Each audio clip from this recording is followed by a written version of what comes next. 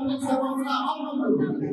आदरणीय दादांच्या माध्यमातून या सोलापूर तालुक्याच्या अनेक विकासाची कामं असतील ती आपल्याला पुढे करा. मार्गीगावाचे आपल्या सर्वांचा जिव्हाळ्याचा प्रश्न आहे. आपल्या शिरापूरचं सिंचन योजना असेल त्या निधीसाठी आदरणीय दादांकडून आपल्याला भरघोस असा निधी आपल्या तालुक्याच्या साठी आणण्यात आलाय आणि त्यासाठी आपण सर्वजण प्रयत्नशील राहू. दुसरं म्हणजे आदरणीय दादा तो दादा एक असं काही लोक आहे की दिलेला शब्द पाळायला देतात. एक विकासाचं विजन असणारा देतात आणि सकाळी 6 वाजल्यापासून रात्रीच्या 10-12 वाजेपर्यंत काम करणाऱ्या नेत्याची उपयोग करतो.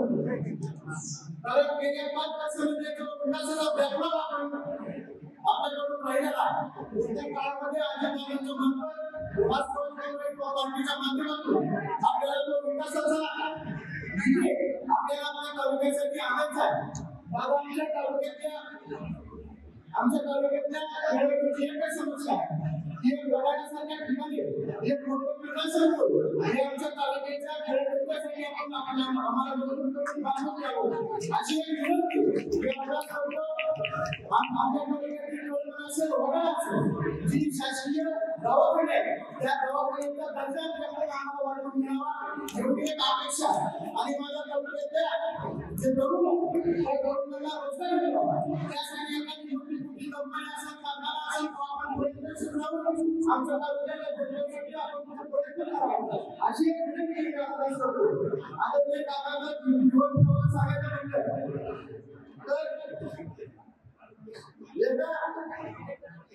बैराम सगळे नावाचा एका मुलं त्या वडाळा गावामध्ये जन्म घेतला आणि जन्म घेतल्यानंतर एक गावाचं मुलं बनवलं यासाठी प्रयत्नशील आहे. पहिल्यांदा जवळजवळ 25 वर्ष सरकारने या गावाचं सर्व